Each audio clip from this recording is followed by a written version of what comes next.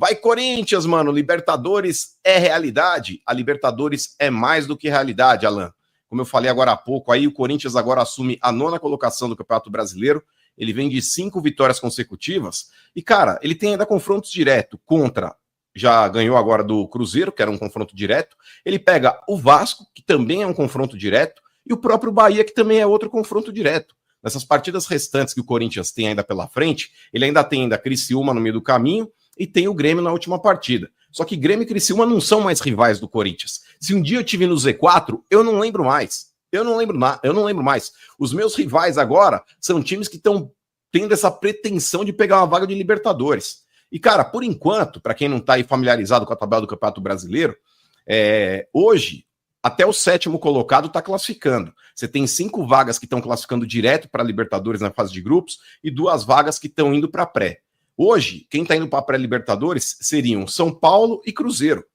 Os 2 times. Porém, o Cruzeiro ele tem a final da Sul-Americana e se ele vencer a final da Sul-Americana, que acontece nesse sábado, 4 da tarde, automaticamente, se ele mantiver essa colocação dele entre os 7 primeiros, ele vai abrir a vaga de baixo. Ou seja, abre-se mais uma vaga, é a 8ª. E se, no caso do Botafogo, ele for o campeão da Libertadores, pode abrir até o G9, pessoal. Então, pelo menos um desses 2 cenários, eu acredito que aconteça. Ou o Cruzeiro vencer a Sul-Americana, ou o Botafogo vencer a Libertadores. E eu acredito sim que pela bola que o Corinthians está jogando, que ele vai terminar o Campeonato Brasileiro, talvez aí na 7ª ou 8ª colocação. Para ficar um negócio mais seguro para o Corinthians, é melhor se classificar aí na 7ª, porque a 7ª hoje é uma realidade. A 8ª e a 9ª podem acontecer, mas por enquanto o que temos de realidade é até a 7ª vaga no Campeonato Brasileiro. Então aqui mais uma mensagem, vamos ver aqui, ó. O José Henrique Aparecido Vitalino, Cássio tremeu, não quis jogar contra o Coringão. A maioria dos jogadores do Cruzeiro aí, todos estão aqui para falar a verdade, porque o Cruzeiro ele vai treinar ainda amanhã em São Paulo, depois ele já viaja para disputar a Sul-Americana, final contra o Racing. Poderia ser Cruzeiro e Corinthians nessa final de Sul-Americana, mas aquele quinteiro desgraçado fudeu com nós. Acho que é Michael Corleone, ele falou, zicou! Aí tem aqui também o Cássio, acho que já meteu 2-0 ali, já tava tranquilo no jogo.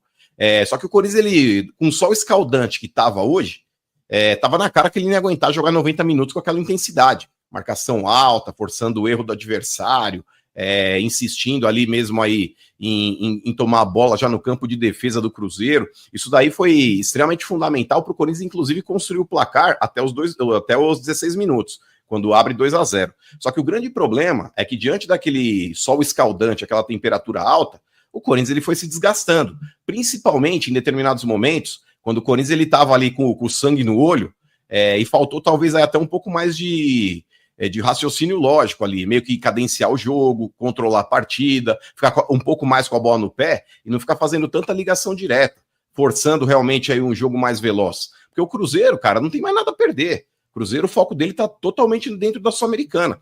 E o Corinthians ali com o placar teoricamente administrado, ele poderia dosar melhor essas idas ao ataque. Não é sentar no resultado, porque isso eu sou contra também, mas jogar talvez aí de uma forma um pouco mais inteligente para não se desgastar tanto.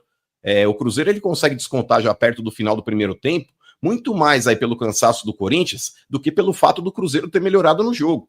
O Cruzeiro ter evoluído na partida, ter construído boas jogadas. Foi um lance ali casual que a bola acaba desviando no defensor do Corinthians e acaba enganando o Hugo Souza.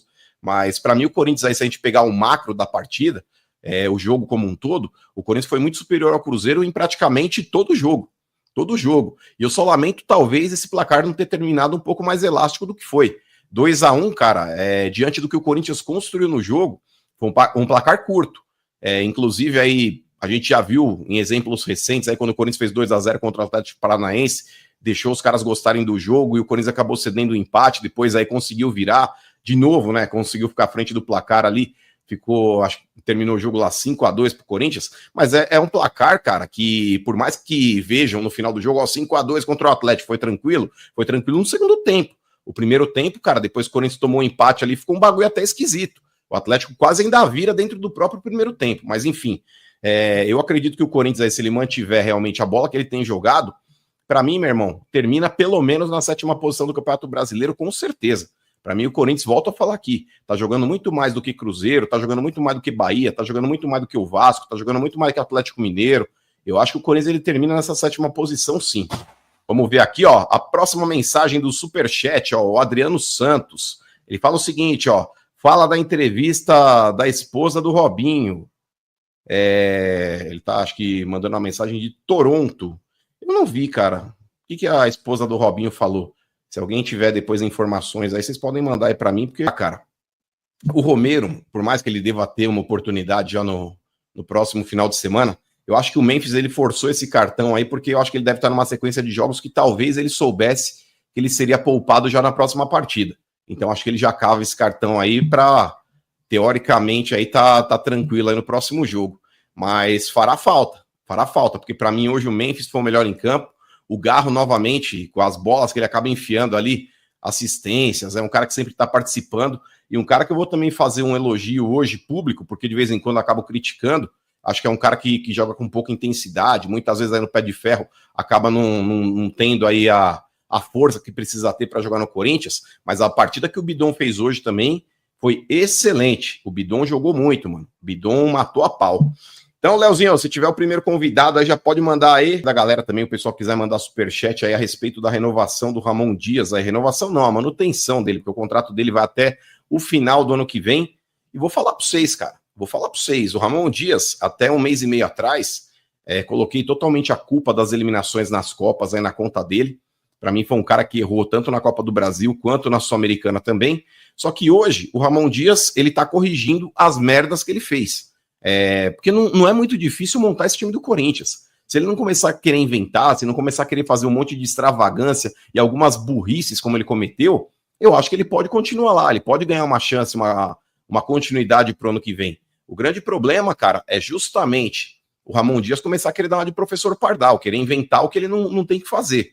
Se ele de fato tiver a percepção e o raciocínio lógico de montar um time que tem qualidade e não ficar forçando a barra com algumas imbecilidades que de vez em quando ele acaba fazendo, eu acho que ele pode sim ter essa continuidade. Vai depender muito também de pegar ou não uma vaga para Libertadores no ano que vem. Mas eu acho que diante do que ele tem mostrado, tá passando mais segurança. Não sei qual que é a opinião da torcida aí, Ramon Dias, mas eu tô botando fé que ele possa sim tá tendo uma continuidade para o ano que vem. É claro, se houver a possibilidade, vou trocar o Ramon Dias no Castro lá, o Luiz Castro, que era do Botafogo. Beleza, ok. Técnico mais qualificado. Agora, a partir do momento que não tem técnicos no mercado, tem umas viuvinhas do Tite aí que ficam, tem que trazer o Tite de volta. Que porra de Tite, mano? O maluco não tem feito um bom trabalho há muito tempo. Desde que saiu do Corinthians, aí só tem feito merda, cara. Na seleção, no Flamengo. Sem contar aí o que ele falou naquele podcast também. Se eu acertar com algum time, pode me chamar de mentiroso. Te falar, mano. Tem umas viuvinhas aí da internet aí que são foda, mano. Tá louco, mano. Mas bora lá, mano. Então o Joneta já providenciou, já temos participantes aí. Pode colocar na tela aí, Joneta. Vamos colocar o primeiro aí pra participar com a gente da resenha, mano. Ó, o cara, mano, parece o Kimbo Slice, mano. Conhece o Kimbo, lembra? Vai Corinthians, irmão. Vai Corinthians, mano. Beleza, mano? Bom dia. Bom dia, mano. E aí, irmãozão, tudo bem? Tá me ouvindo bem? Raiz, viu? Valeu mesmo, obrigado mesmo, Luciano. Agora, com relação ao que você falou a respeito do Corinthians aí. Há um mês e meio atrás, seria loucura a gente falar a respeito de classificação de Libertadores. O foco era justamente escapar do rebaixamento. Eu sempre bati na tecla, cara, que esse time do Corinthians não era horroroso. Eu sempre acreditei que esse time pudesse jogar o que tá jogando hoje. Em diversos debates que eu tive aí dentro do Papo Reto, dos programas que eu participo lá, Estádio 97, Arena, eu falava, mano, essa classificação, ela não condiz com a bola que o Corinthians tem pra jogar, e tava jogando. Muitas vezes o resultado não vinha, mas a gente viu o time produzindo, a gente viu o time criando, e eu sempre bati na tecla que o time não era ruim. Pra você, esse time do Corinthians, ele tá surpreendendo pelo que ele tá apresentando agora, ou você acreditava no potencial do time, e consequentemente, talvez aí na classificação pra Libertadores? Ô, mano, a gente não pode mentir, né? Aquela fase que a gente não saía dali do Z4 era muito foda, porque jogávamos bem, uma besteirinha, tomava 1-0 logo no início ou no final, e eu fiquei muito preocupado. Conforme eu digo, eu não tenho problema nenhum na minha vida. O meu problema chama-se Corinthians, que me deixa sem sono, que me deixa sem dormir. Mas sim, depois que as coisas foram se ajeitando, chegou os reforços decentes na segunda etapa dos reforços, que chegou o Depay, chegou os outros jogadores aí, que o time foi se ajeitando. Mas assim, mano, não tivemos uma pré-temporada. Esse time não participou de uma pré-temporada. Tem que começar, as coisas têm que começar a pensar do começo. Não tivemos uma pré-temporada, foi uma bagunça, né? Aquele outro técnico português que nós tínhamos ali, não gosto nem de falar do nome do camarada, só, não vamos cair, vamos jogar, e jogamos mal pra caramba. No Paulistão, não pode esquecer que no Paulistão passamos vergonha. E aí, quando chega no Brasileiro, não fazíamos gol, só perdíamos, fomos fazer um gol com o Wesley lá contra o Fluminense, né? E aí, até o time ganhar corpo e o próprio time se entender, é complicado. E ainda mais uma pressão que a gente tem enquanto torcida, enquanto imprensa, porque o Corinthians faz muito barulho. E eu fiquei com muito medo, mas agora, depois que pegou aí primeira vitória, segunda, terceira, fomos pegando no breu, literalmente, esse time, mano, se tivesse uma pré-temporada, esse técnico aí, o Ramon, que faz cagada na hora ali, que coloca os jogadores errados na hora errada, mas agora parece que ele entendeu o que é Corinthians, porque é importante também entender o que é Corinthians, e os jogadores entendendo, e tendo como grande carro-chefe aí o Depay e o nosso Yuri, lindo Alberto, que nunca critiquei, mano, nunca critiquei essa porra de Yuri Alberto, nunca criticamos. E aí agora, cara, o que acontece?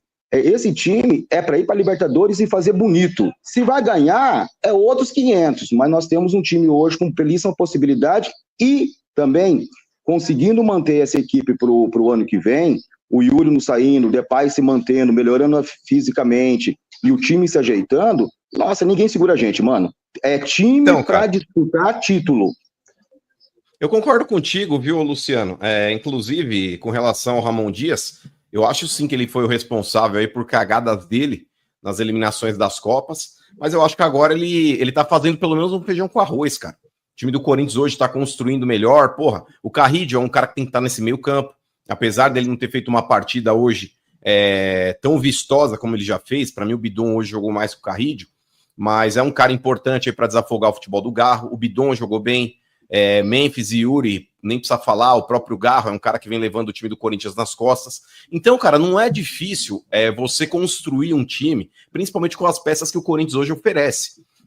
Para mim, em determinado momento lá, quando ele colocava um time com 3 volantes que não sabiam sair para o jogo, alejando praticamente o Garro, ele fode o meio campo do time. E não adianta você colocar três atacantes lá na frente, você pode ter Cristiano Ronaldo, Messi e Ibra lá na frente, se você não tiver um meio campo que construa, essa bola vai chegar quebrada no ataque, mano.